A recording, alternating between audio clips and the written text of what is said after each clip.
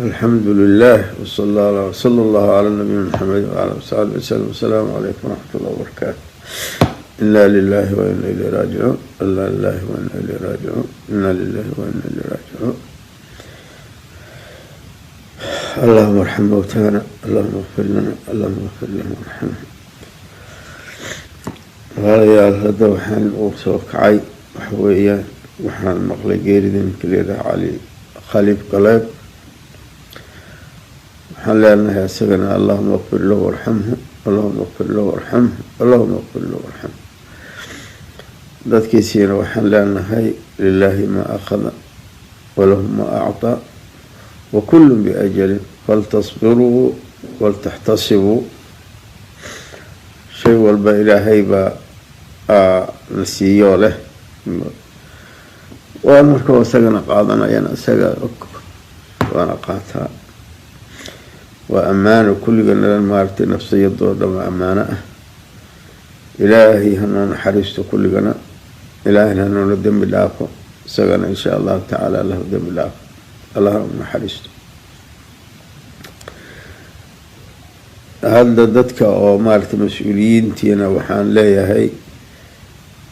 ninkaas hala keeno hala qiimeeyo qiimeynta la qiimeynayna laakiin qaabka gaalada aysan ahaan ee qaabka islaamka ha ahaato. janaazada iyo waxyaalaha loogu dadaalayo janaazada ugu weyn sagootiskaas ilaahayna looga ergeynayo janaazada ugu weyn janaazada ha loo badiyo. dadka oo ka dhashayna ama dadkii oo ka tegayna dadkale haday dad waaweyn yihiin waa alxamdulillah, hadii kalena hala wanaajiyo hana loo dadaalo. dadka uu ka dhashayna oo waxaan sheegayaa qabiilkaasna ayagana waxaan uga dardaarmahayaa ayaguna ha sabraano kulligood. allahna maarta musiibadoodana ilaahay ka kabo. dadka Soomaaliyeedna dadkaas waa kala dardaarmahaya qabiilkan sheegaya meel khatar ay ku jiraan ayagu waa ku dhiban yihiin oo waxa weeyaan labada dhanba waa ku dhiban yihiin. laakiin Soomaalida meel khatar ay uga jiraan oo waxa weey waa joint waaye meel xiriirka Soomaalida isu celiya ayay ku jiraan laakiin ayagu ku dhiban yihiin. marka waxaan leeyahay marka aad iyo aadkii arrintaas haloona qiimeeyo haloona ogaado. ninka kan anagu hadda maartay waxaan bartay markii qarta ay ka yimaadeen oo wali la cayimin laakiin warku uu tashi ku jiray waagaasaan bartay. marka dadkii maartay kulli Cabdiqaasim kula taliyana waa kamid ahaa. marka waxaan ku iri markiiba يعني aniga waxaan iri asaga si shakhsiyo ma aqaani laakiin waxaan iri qabiilka ayaa laba arrimood aan ku qiimeynaya oo mid waxa weeyaan Soomaalida dhama ila qabto waxa weeyaan waxa weeyaan waa xiriirka Soomaalida ayay maaragtay waxay ku yihiin maaragtay xibin muhiim ay ka yimaan silsilada isku xirta waa Soomaalida. markii hadda waxaan u jeeday maaragtay waqooyiga iyo koonfurkaan u jeeday silsilada maaragtay joinka isku xiraaxa silsilada isku xirta waayaan iri. marka mid anigana ii gaaraha jirtaan iri oo waxa weeyaan nimankaasu islaamkay waxay ku leeyihiin arrin maaragtay wanaagsan ay ku leeyihiin saam wanaagsan ay ku leeyihiin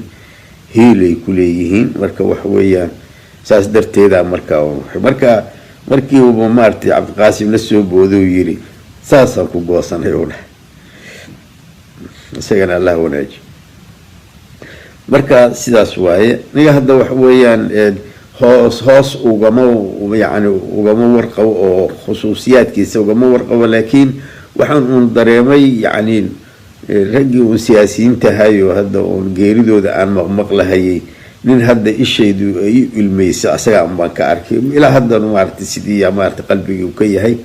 laakiin kasoo dar hoosaan aan u aqoonin laakiin jawgaas aan iska dareemahay maartay inuu aad iyo aad shucuurkayga uu ku leeyahay.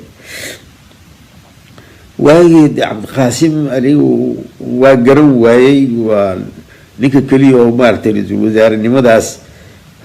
runtii firfircoonina ka muujiyay buu ahaa sidii ra'yigaygu ahaa waaye haddana isku dayay dowladdaas maaragtay Ethiopia oo maaragtay aan u haysano kulley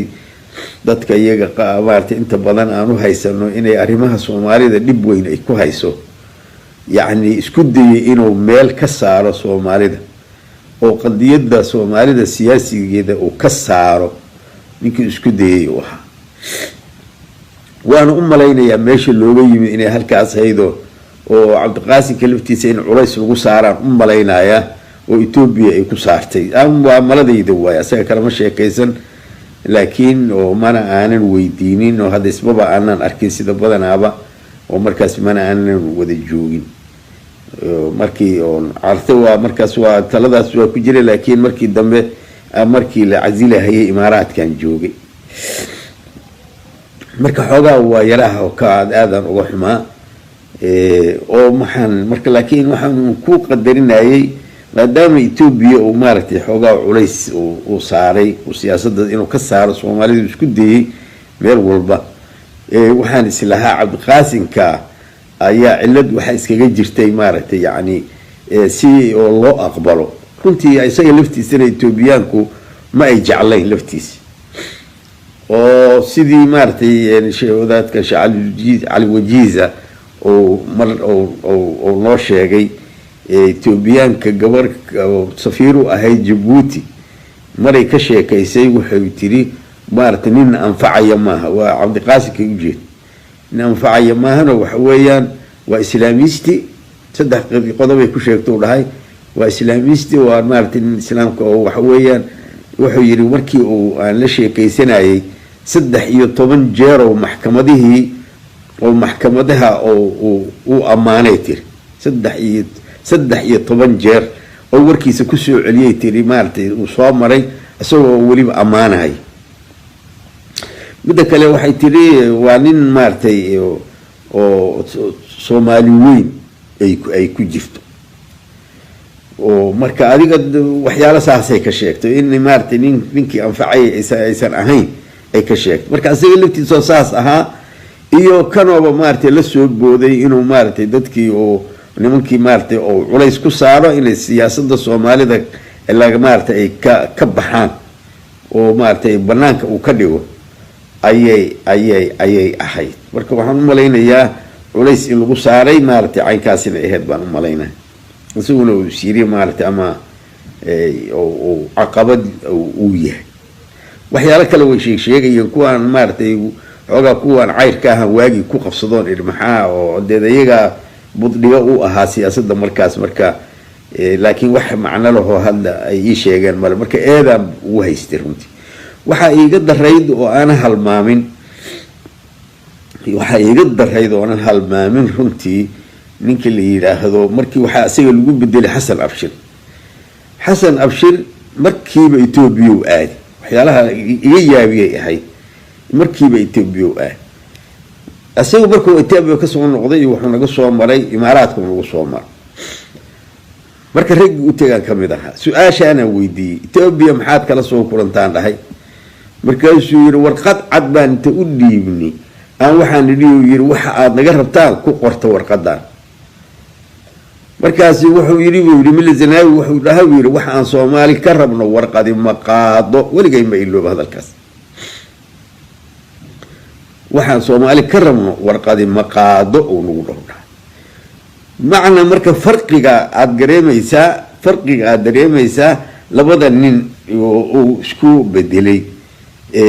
maartay yacni meeshaasaan xogaan maartay waxaan in maartay Cabdi Qaasim kan maartay hataa aan eed uga dhigayo waxaan lahaa maartay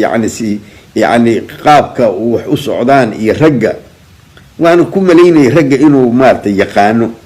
oo markii hore dadka oo aad ugu maleynayay dadka inuu yaqaano ayay ila ahay marka ninkii saasa inuu ninkaas ku bedesho waxa way la yaabay markii damana xataa wuxuu intuu dirsaday waa kii shirkii oo dhanka kale uga wareegay aad marka waxyaalaha oo maartay yani cajiibta laho kiiskaas iga soo maray ahayd marka waxaan leeyahay maartay kullayba ilaahay u naxariisto ilaahayna hu dambi dhaafo ilaahayna maartay meel khayr leh allah geeyo insha Allah taala kiiska oo janaazadiisana hal wanaajiyo doogta xabaashiisana hal wanaajiyo waxyaalaha gaalada laga qaatay oo qashinka ahi yaan lagu sameeynin dadka ku sameeynina oo يعني si qaran u duwan waa sax waa sana si qaran in maarta loo qiibeeyo laakiin wax weeye waxyaalaha aan laga soo ergistay gaalada yaan meydka iyaga lagu sameeynin anaga qiimaha ugu weyn qofka maarta wax weeyaan waa janaazada waay wax qiimaha kale ugu fiican waxa weeye dadkiisi in wanaag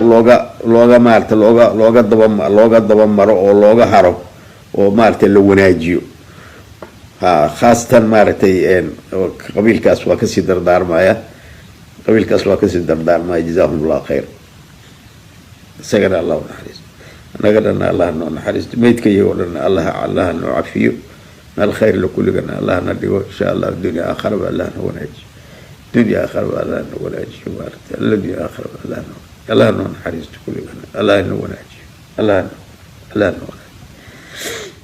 السلام عليكم ورحمة الله وبركاته